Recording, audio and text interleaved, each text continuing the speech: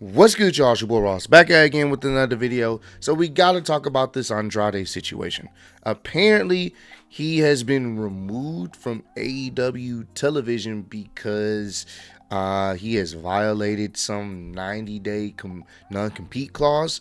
And apparently he didn't know about this clause, nor did AEW know about this. So even though he had showed up on television recently back in AEW, apparently that voided some type of clause that he had in his previous contract with WWE, even though WWE reportedly let him go due to several violations that he had, wellness policy violations, and maybe some other stuff.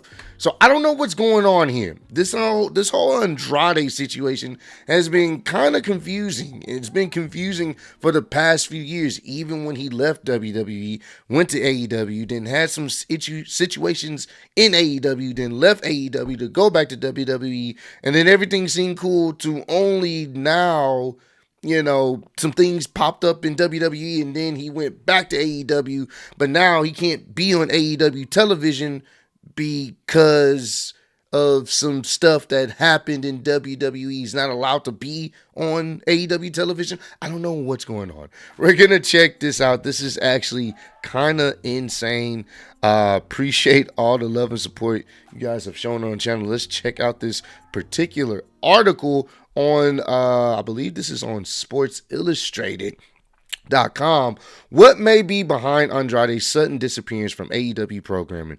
Andrade El Idolo, I'm sure I butchered that. My bad. Idolo. There we go. May have a non-compete with WWE after all, which could explain his recent absence from AEW.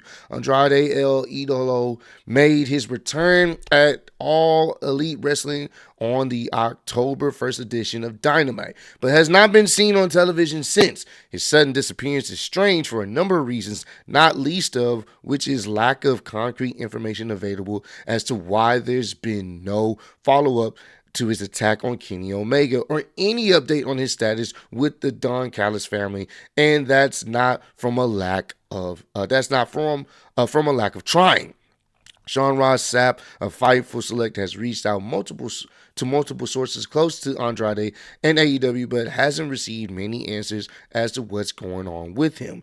Sources that spoke to Andrade in the last week said he seemed in good spirits, but didn't indicate why he'd been pulled from recent shows and hadn't been on AEW TV since reappearing. Things have been exceedingly quiet. Ross Sapp was able to confirm that Andrade has signed a full-time contract with All Elite Wrestling, marking that start of his second stint with the company. His sudden absence was something that at least one person told Fightful wasn't seen as AEW or Andrade's specific fault, but no further details were provided on the matter.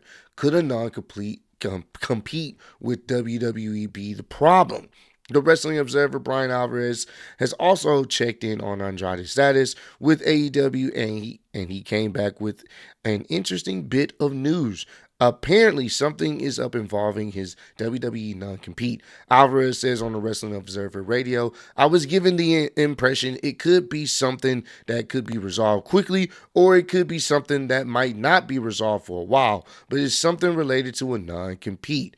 According to our own John Alba, Andrade WWE's departure earlier this year was due to at least one wellness policy violation, a report that has since being corroborated by PW Insider and other outlets. WWE then made the decision to go ahead and cut Andrade from the roster outright, and he reportedly did not have a non-compete clause as part of his termination agreement. I've been hearing was WWE sent a letter, and AEW obviously didn't know. AEW obviously believed that there was no non-compete, Alvarez said, and knew Andrade has won the Crash Heavyweight Championship after defeating DMT Azul in his first match since leaving WWE. More titles incoming. That's on October 4th. of 2025. Andrade has wrestled just one match since he left WWE in September. He defeated DMT of Azul in Mexico to capture the Crash Heavyweight title on October 3rd, but he's been pulled from advertising for other future independent bookings in recent days. He's still scheduled to wrestle for WWC in Puerto Rico this weekend. At the same time, the AEW is hosting Wrestle Dream at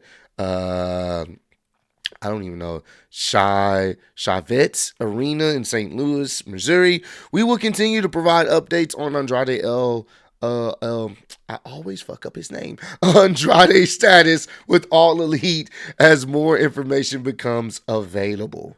That's very telling.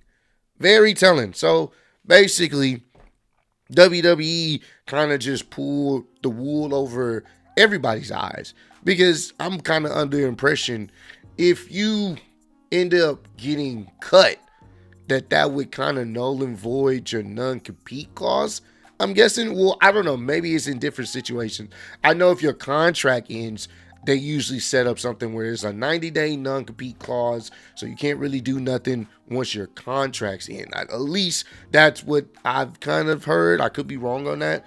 But now he got cut. He got essentially fired, or whatever you want to say. It's difference between being released. Well, I guess you could put that in the same category. I just didn't think it would be something like, it wouldn't like his contract ended. Like in certain situations where people don't renew their contract, they end up leaving. I guess they do still have that in the clause. I really don't know. I'm not in people's contracts like that. But from under his impression, it seemed as if, all right, well, they let me go because of this violation, so I can go to AEW whenever I want or whatever company, and I'm good. And that's what happened. But as soon as he's featured on television, he's not featured on television anymore in any major angle. So it does seem as if maybe he didn't know, or WWE decided to add their own little, well, since you in AEW now, you forgot to read this. Can WWE be petty like that? For sure. I'm willing to bet if he didn't go back to AEW and maybe went somewhere else, they probably wouldn't have said nothing, most likely. But the fact that he went over back to AEW relatively quick, like he got released and then within that same week or whatever the case was, he was in AEW in a major storyline. And everybody was talking about it.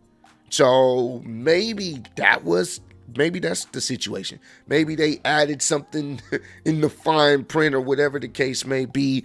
I'm willing to bet most wrestlers, and I would hope, would have some type of lawyer or somebody to like read the paperwork to make sure everything's on the up and up. But that is kind of wild that all of a sudden he's not featured on AEW television anymore.